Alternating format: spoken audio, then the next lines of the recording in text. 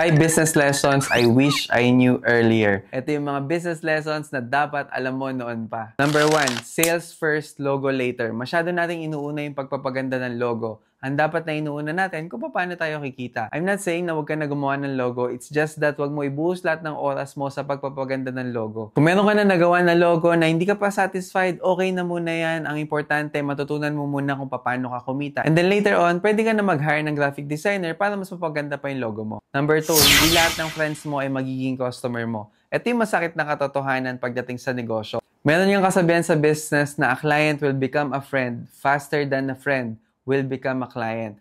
Kaya kung gusto mo daw talaga malaman kung sino yung mga totoo mong kaibigan, isa lang yung kailangan mong gawin, magtayo ka ng negosyo. Number 3, cash flow is king. Pag kumikita ka na, ang susunod mong gawin is i-maintain na lagi ka talagang kumikita. Kasi yung ibang ginagawa, winawaldas agad, nag-upgrade agad ng mga kung ano-anong gamit, kumakain agad sa mamahaling restaurant. Anong nangyayari? Kahit malakas yung kita, kung mas malakas yung gastos, wala din natitira. Number 4, marketing is more important than the product. Kahit gaano kasarap yung ulam mo, kung wala naman nakakakilala, wala din bibili. Don't get me wrong, importante na maganda yung products or masarap yung products na binebenta mo. Pero mas importante yung paggawa mo ng content, yung pag-a-advertise mo sa products na yun. And hindi mo kailangan magbayad ng malaki sa mga advertisement. Pwede ka mag-start sa mga libreng paraan tulad ng pagpo-post sa Facebook page and i-share mo lang sa mga groups. Number 5, progress over perfection. Nag-aantay ka ba ng perfect moment? Huwag kang mag-alala, walang darating na ganun. Lagi mong tandaan na being ready is not a feeling. It's a decision. Start messy, learn fast. Mas okay na imperfect na negosyo kesa perfect pero idea lang.